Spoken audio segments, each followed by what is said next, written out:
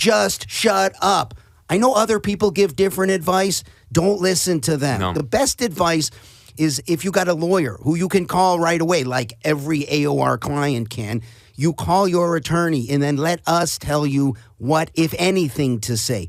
But when you start saying things, you just laid out your defense. You limited your criminal defense lawyer later on down the road. Yeah, and you're always closing more doors than you're opening, Totally. right? It's crazy. Some organizations and even some lawyers, even some criminal defense lawyers that I've heard, tell people to say, oh yeah, after a self-defense incident, the only statement you make to the cops is, I was in fear for my life. Well, think about this. You're closing so many other defenses to your future lawyer. There are times you can use deadly physical force to protect a third party. Yep. There are certain states, Texas is one of them, that have what we might call a general crime prevention statute that allows you to use deadly physical force to stop the commission of a very serious crime. There are a number of reasons why you may be able to exercise deadly physical force that have nothing to do with being in fear for your life. In our opinion, the Miranda warnings, the popular Miranda warnings that the police read to people, should really be modified a little bit in order to be more accurate. Currently, they say anything you say or do can and will be used against you.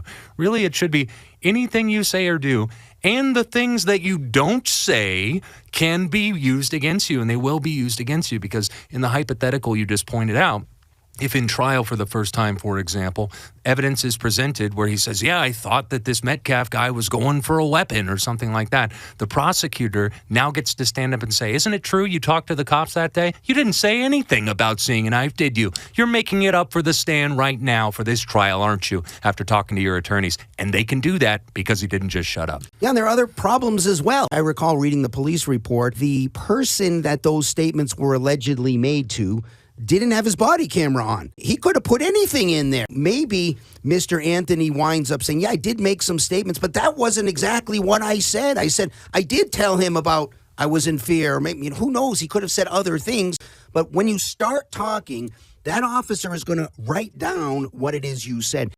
Do you really want to risk 10, 20, maybe more years of your life on the accuracy of what that police officer, who may not have his body camera on, is going to write down in his report? You just put your life in that police officer's hand. So even if you did say exactly the best possible thing, ain't no guarantee that that officer is going to put it down in that police report accurately. Again, just shut up as a general piece of advice. I mean, I've only been doing this 31 years now. I've only been doing these kinds of cases for 31 years. Maybe I'm totally wrong about this, but just shut up.